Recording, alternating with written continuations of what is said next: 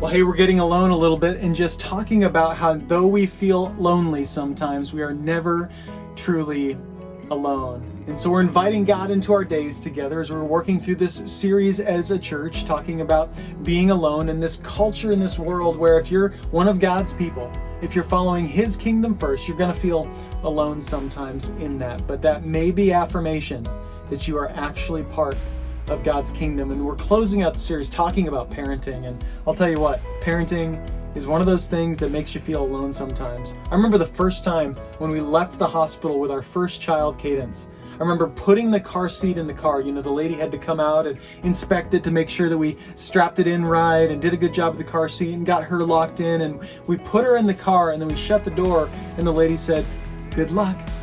We'll see you later."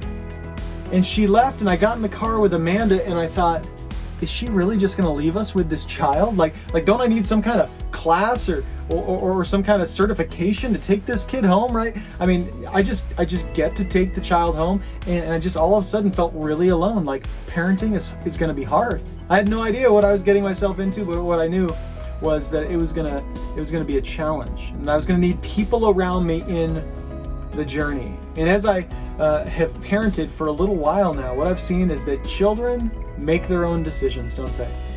They are their own little self-sovereign beings that actually come from birth believing that they are the ones who want to run their own lives, right? I mean, and this is all of us, but we all start off from birth wanting to run and be sovereign over our own lives. And as parents, it's this ongoing journey of saying, man, what you think is best for you is not always best for you, right? And you can't help but connect the parenting journey to what God must feel with us as His people. Here's what it says in Isaiah chapter 45, verse 7. It says, "I form light and create darkness. I make well-being and create calamity. I am the Lord who does all these things. Shower, O heavens, from above, and let the clouds rain down righteousness. Let the earth open, the salvation and righteousness may bear fruit. Let the earth cause them both to sprout. I, the Lord, have created it. Woe to him who strives with him who formed him. A pot among earthen pots. Does the clay say to him who forms it, what are you making? Or your work has no handles?" I just love that. Sounds like something a kid would say. Sounds like something one of my kids would say, which is like, "Hey, Dad, what are you doing?" I don't know if you know this, Dad, but I know better than you. I have a better way of doing that.